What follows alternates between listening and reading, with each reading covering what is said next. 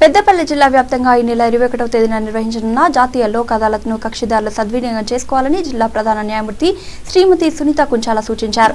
జిల్లా ప్రధాన న్యాయమూర్తి సునీత కుంచాల జాతీయ లోక్ అదాలత్కు సంబంధించిన పోస్టర్లను జిల్లా న్యాయ సేవాధికార సంస్థ కార్యదర్శి భవానీ, జిల్లా అదనపు మరియు పోక్సో న్యాయమూర్తి శ్రీమతి కుంచం స్వప్నారాణి, జూనియర్ సివిల్ జడ్జ్ మంజులతో కలిసి ఆవిష్కరించారు. ఈ సందర్భంగా జిల్లా ప్రధాన న్యాయమూర్తి సునీత కుంచాల, జిల్లా న్యాయ సేవాధికార సంస్థ చైర్మన్ భవానీ మాట్లాడుతూ తొలుత ఈ నెల 13న నిర్వహించాల్సిన లోక్ అదాలత్ను పంచాయతీ ఎన్నికల దృష్ట్యా 21వ తేదీకి మార్చినట్లు ఆమె తెలిపారు. ఈ లోక్ అదాలత్లో సివిల్ కేసులు, క్రిమినల్ కేసులు, బ్యాంక్ రికవరీ కేసులు, మోటార్ వెహికల్స్ ఇన్సూరెన్స్ క్లెయిమ్ కేసులు మరియు కుటుంబ తగాదాలతో సహా అనేక రకాల కేసులను సామరస్యపూర్వకంగా పరిష్కరించుకునే అవకాశం కల్పించారు. అందరికీ నమస్కారం.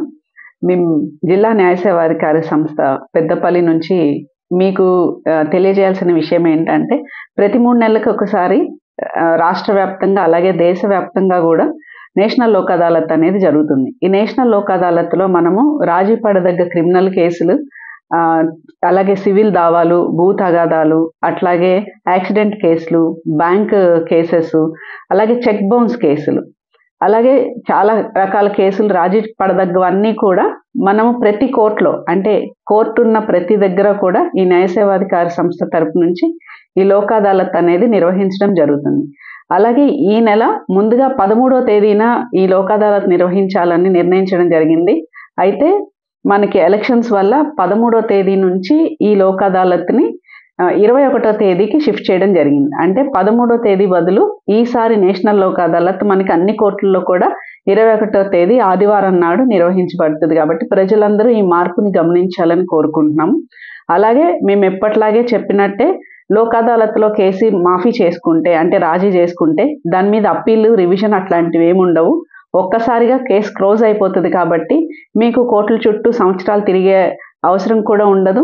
తద్వారా మీకు మానసిక ప్రశాంతత కూడా ఉంటుంది. కుటుంబ తగాదాలైతే చిన్న చిన్న విషయాలకే మనము కోర్టుల చుట్టూ సంవత్సరాలు తిరుగుతాము. దాని బదులు ఈ లోక్ అదాలత్లో కనుక కేసులు రాజీ చేసుకుంటే కుటుంబ వ్యవస్థ కూడా మనకి మంచిగా ముందుకెళ్ళడానికి అవకాశం ఉంటుంది. కాబట్టి ప్రజలందరూ కూడా ఈ లోక్ అదాలత్ని వినియోగించుకొని ఎవరెవరికైతే రాజీ పడదగ్గ కేసులు ఉన్నాయో వాళ్ళందరూ కూడా ఈ లోక్ అదాలత్లో మీ కేసులు మాఫీ చేయించుకోండి.